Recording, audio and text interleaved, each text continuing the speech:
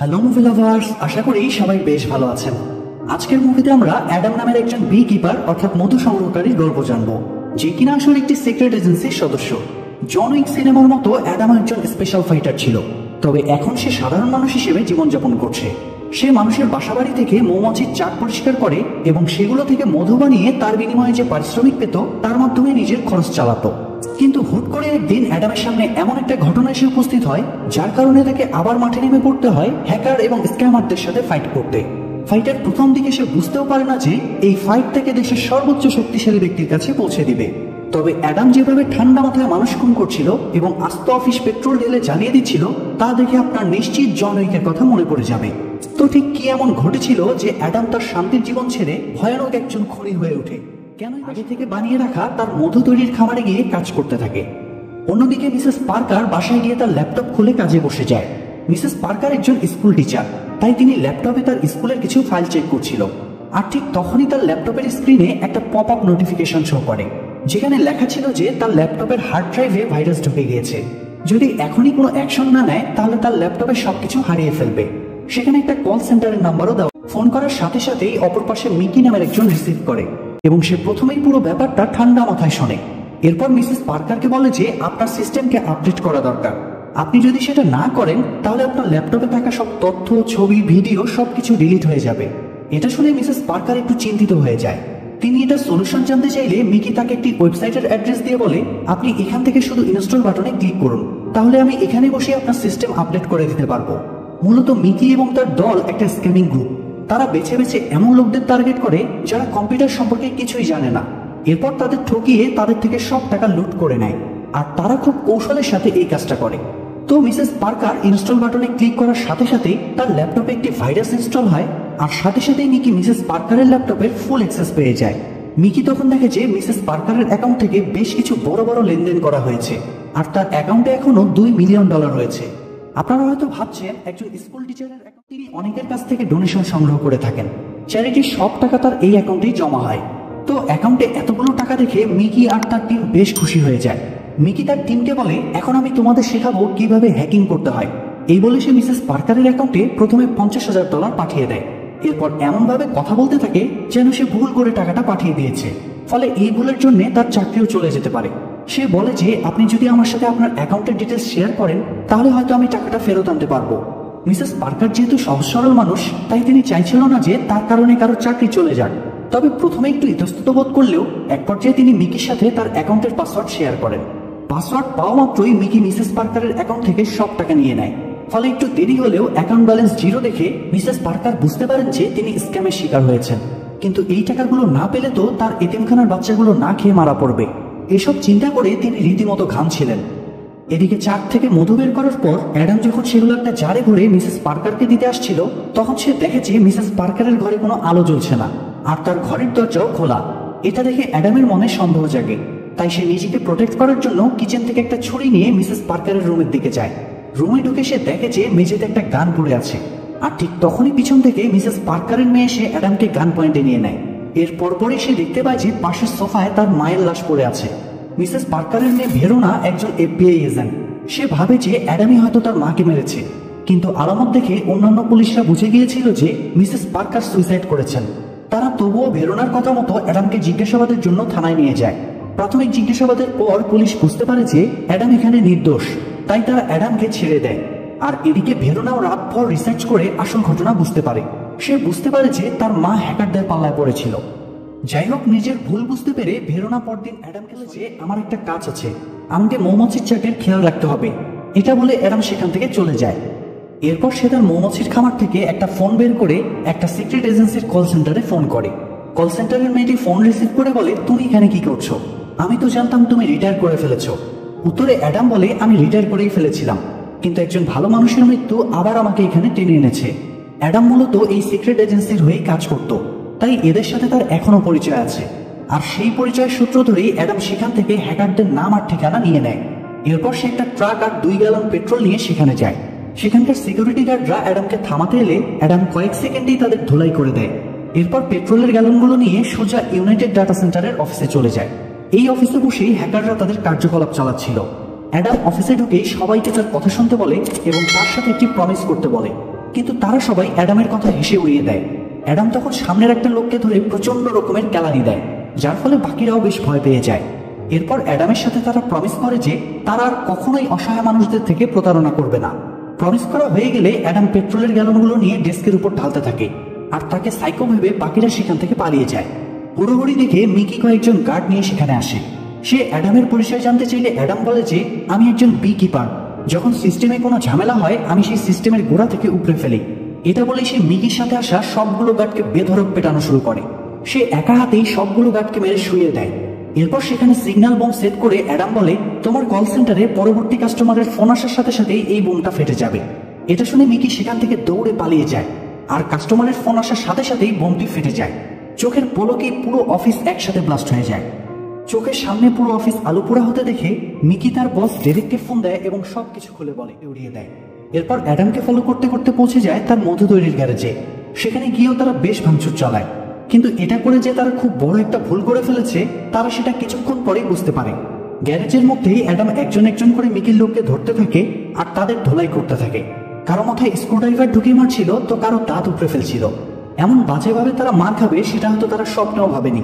এখানে মিকি অ্যাডামকে দেখতে পাচ্ছিল না, কিন্তু বুঝতে পারছিল যে তার আজরাইল তার চোখের সামনে ঘুরঘুর করছে। সেটাই ভয়ে ফাঁকা গুলি ছুটছিল। কিন্তু এক পর্যায়ে সেও অ্যাডামের হাতে ধরা পড়ে এবং অ্যাডাম তার ডান হাতের সমস্ত আঙ্গুল কেটে দেয়। এরপর ট্রাকে করে তাকে একটা ব্রিজের উপর নিয়ে আসে। ব্রিজের উপর বসে মিকি আবার ডেরেককে ফোন দেয় এবং বলে যে সেই বি কিপার আমার সব লোককে মেরে ফেলেছে আর আমার ডান হাতের আঙ্গুল কেটে ফেলেছে। এসব শুনে ডেরেক এবার একটু ঘাবড়ে যায়, কারণ মিকি তাকে বলেছিল যে সেই বি কিপারের হাতে কোনো গান ছিল না, আর সে যে 7 জন লোককে মেরেছে তারা সবাই গান নিয়েছিল।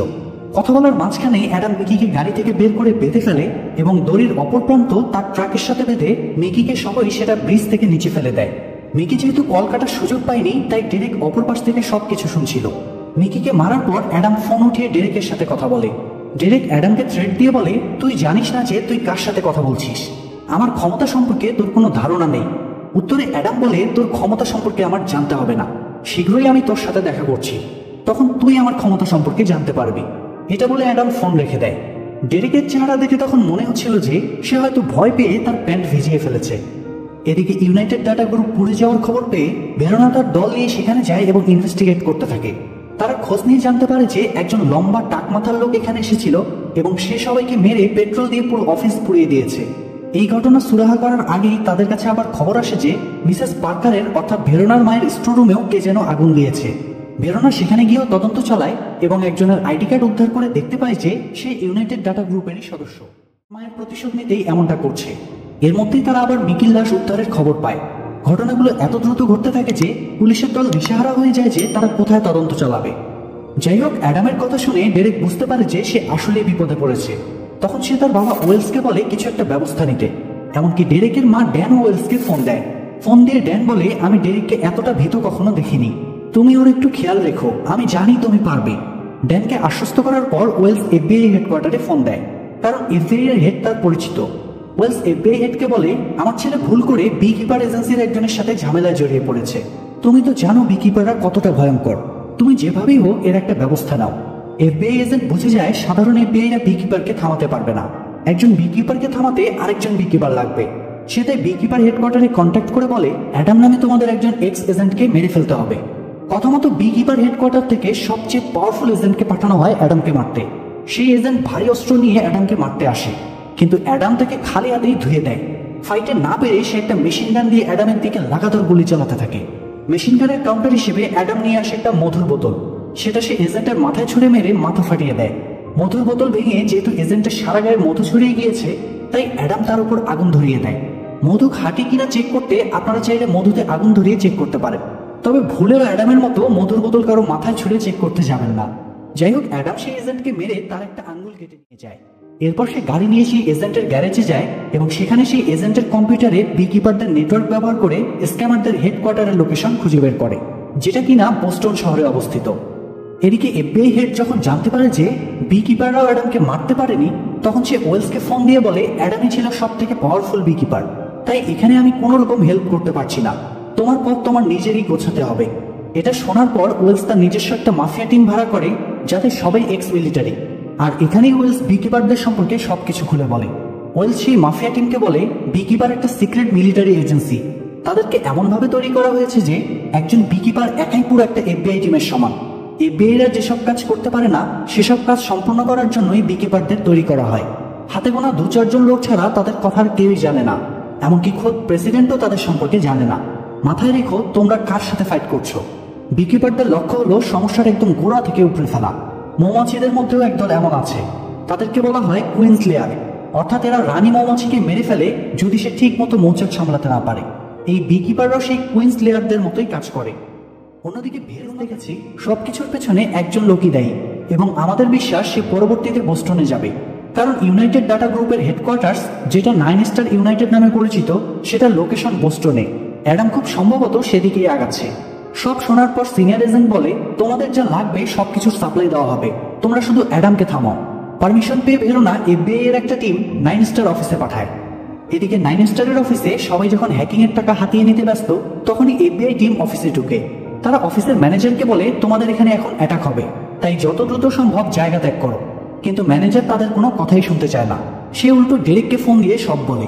ডেরেক তখন এফবিআইদের বলে এটা আমাদের মেইন অফিস, আমাদের মেইন ইনকাম সোর্স, এই অফিস বন্ধ করা যাবে না, যা হবে তা আমরা দেখে নিব। ডেরেকের কথা শুনে এফবিআই টিম সেখান থেকে চলে যেতে নেয়, কিন্তু ঠিক তখনই সেখানে অ্যাডাম চলে আসে। সে এসেই সবাইকে এক এক করে তুলোধুনো করতে থাকে। মারামারি দেখে এফবিআইও সেখানে যোগ দেয়, তবে তারাও খুব একটা সুবিধা করে উঠতে পারে না। অ্যাডাম প্ল্যানিং করে সেখানে ট্র্যাপ সেট করে তাদের মারতে থাকে, এমনকি কয়েকজনকে সে লিফটের সাহায্যেও পিষে মারে। সবাইকে মারার পর অ্যাডাম ম্যানেজারকে ধরে এবং তার কাছে ডেরেকের ডিটেলস জানতে চায়। ম্যানেজার প্রথমে কিছুই বলতে না চাইলেও পরে মার খেয়ে সব বলে দেয়। ততক্ষণে ভেরোনাও তার টিম নিয়ে সেখানে চলে এসেছে। ভেরোনা অ্যাডামকে সারেন্ডার করতে বললে অ্যাডাম বলে এই লোকগুলোই তোমার মায়ের মৃত্যুর জন্য দায়ী, এদেরকে মেরে আমি কোনো দোষ করিনি, তাই সারেন্ডার করার কোনো প্রশ্নই আসে না। এটা বলে অ্যাডাম সেখান থেকে চলে যায়। অ্যাডাম চলে যাওয়ার পর ভেরোনা সেখানে ডেরেকের একটা ছবি দেখতে পায়, আর সেটা দেখে সে প্রচন্ড রকম ভয় পেয়ে যায়। সে বুঝতে পারে সামনে বিশাল বড় সড়ো কিছু একটা ঘটতে চলেছে। তবে ভেরোনা কেন এমন ঘাবড়ে গেল সেটা আমরা একটু পরেই জানতে পারবো। তো পরদিন যখন ডেরেক তার বাবা ওয়েলসের সাথে একটা হোটেলে বসেছিল, তখন ওয়েলসের কাছে ড্যানের কল আসে। ড্যান সবকিছু শুনে বলে সমস্যা নেই, আমাকে সবকিছুর ডিটেলস পাঠাও আর ডেরেককে উইকেন্ডেতে আমার কাছে পাঠিয়ে দাও, আমি সব সামলে নিব। আপনারা হয়তো ভাবছেন যে সমস্যা এফবিআই সমাধান করতে পারলো না, এমনকি বিকিপার এজেন্সিও সমাধান করতে পারলো না, সেই সমস্যা এই মহিলা কিভাবে দেখবে? উনি কি দেশের প্রেসিডেন্ট নাকি? মুভির সব থেকে বড় টুইস্ট আসলে এখানেই। আসলে হ্যাঁ, ডেরেকের মা ড্যান নিজেই আমেরিকার প্রেসিডেন্ট, আর তার নামে একটা বড় সফটওয়্যার কোম্পানি আছে। ডেরেক সিদ্ধান্ত নেয় সে আইনের সাথেই থাকবে, তাই সে সিনিয়র এজেন্টের সাথে আরেক দফা মিটিং করে। সেখানে সে বলে যে অ্যাডাম যাকে খুঁজছে সে আর কেউ নয়, স্বয়ং প্রেসিডেন্টের ছেলে ডেরেক। অর্থাৎ অ্যাডাম এখন প্রেসিডেন্টের বাসায় হানা দিবে, আমাদের তাই সেখানে যাওয়া উচিত। উপায় না দেখে সিনিয়র এজেন্ট তখন ভেরোনা এবং তার টিমের নাম অ্যাক্সেস লিস্টে দেয়। তো পরদিন যেহেতু উইকেন্ডে ছিল, তাই প্রেসিডেন্ট তার গেস্ট হাউসে পার্টির আয়োজন করে। সেখানে ভেরোনা তার টিম নিয়ে যায় এবং অ্যাক্সেস কার্ড দেখিয়ে ভিতরে ঢুকে যায়। এদিকে ওয়েলস আর ডেরেক মিলে কথা বলছিল যে কিভাবে অ্যাডামকে থামানো যায়। তারা সাথে করে এমন একজন লোককে ভাড়া করে এনেছিল যে এর আগে একজন বিকিপারকে মেরেছে, তবে এটা করতে গিয়ে সে নিজেই পঙ্গু হয়ে গিয়েছে। সেই লোকটি বলে যে বিকিপারকে হারানো এত সহজ নয়, আগে আমি একজনকে মারতে পেরেছিলাম কারণ আমার ভাগ্য আমার সাথে ছিল, তাই বলে এবারও পারবো এমন কোনো কথা নেই, যান বাঁচাতে চাইলে প্রার্থনা করতে থাকো। আর আসলেই বিকিপারকে থামিয়ে রাখা সহজ নয়, কেননা এত এত স্পেশাল সিকিউরিটির মধ্যেও অ্যাডাম সেখানে চলে আসে। সে একটা ম্যানহোলের সাহায্যে সেখানকার একটা গাড়ির নিচ দিয়ে বের হয়ে সেখানেই লুকিয়ে থাকে। এরপর স্পেশাল এজেন্টের একজন যখন গাড়ির নিচে চেক করতে যায়, তখন অ্যাডাম তাকে মেরে তার কাপড় পরেই বের হয়ে আসে। সে বাকিদের সাথে মিলে গেস্ট হাউসের এরিয়ায় ঢুকে যায়। হাউসের বাইরে এসে প্রথমে একটা গাড়িতে একটা বোম সেট করে দেয়, এরপর ফর্মাল ড্রেস পরে ভিতরে ঢুকে যায়। এদিকে অবস্থা খারাপ বুঝে সিনিয়র এফবিআই এজেন্ট ডেরেক আর ড্যানকে আলাদা ডেকে নিয়ে ইনভেস্টিগেট করতে থাকে। মায়ের সামনে ডেরেক তার সব দোষ এড়িয়ে যায়।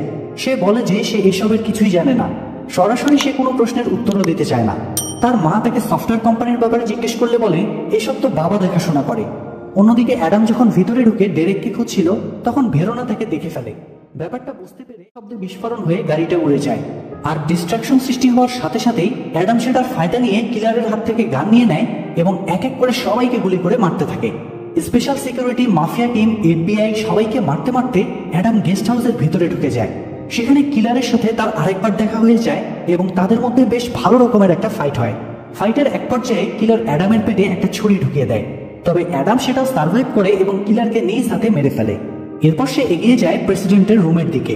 তাকে খুঁজতে ভেরোনাও ততক্ষণে কাছাকাছি চলে এসেছে। রুমে ঢোকার আগে ওয়েলস চেষ্টা করে কথা বলে অ্যাডামকে থামানোর জন্য, কিন্তু অ্যাডাম তো থামেই না, বরং ওয়েলসের হাতের আঙ্গুল ভেঙে দেয়। এদিকে গোলাগুলির শব্দে ডেরেক ততক্ষণে ভয় পেয়ে তার আসল রূপ দেখানো শুরু করেছে। সে তার মায়ের সাথে ঝগড়া করে টেবিলের ড্রয়ার থেকে গান বের করে। এরপর কিছু বুঝে ওঠার আগেই সিনিয়র এফবিআই এজেন্টকে গুলি করে মেরে ফেলে। অ্যাডামও তখন দরজা ভেঙে ভিতরে চলে আসে, আর তার পিছন পিছন আসে ভেরোনা। ত্রিমুখী এই সাক্ষাতে সব থেকে বেশি ভয় পায় ডেরেক, কারণ সে অ্যাডামকে প্রথমবার সামনাসামনি দেখেছে। তাই সে নিজের জান বাঁচাতে তার মাকেই জিম্মি করে, কারণ সে জানে অ্যাডাম যতই খারাপ হোক দেশের প্রেসিডেন্টকে খুন করবে না। কিন্তু পরিস্থিতি ঠিক হচ্ছে না দেখে সে এক পর্যায়ে তার মাকেই খুন করতে উদ্যত হয়। আর ঠিক তখনই অ্যাডাম ডেরেকের মাথায় গুলি করে তাকে মেরে ফেলে এবং জানালা ভেঙে বের হয়ে যায়। অ্যাডাম পালিয়ে যাওয়ার সময় ভেরোনার সুযোগ ছিল গুলি করে দেওয়ার, কিন্তু সে জানে যে অ্যাডাম ভুল কিছু করেনি, তাই সে অ্যাডামকে যেতে দেয়। ভেরোনার কাছ থেকে বিদায় নিয়ে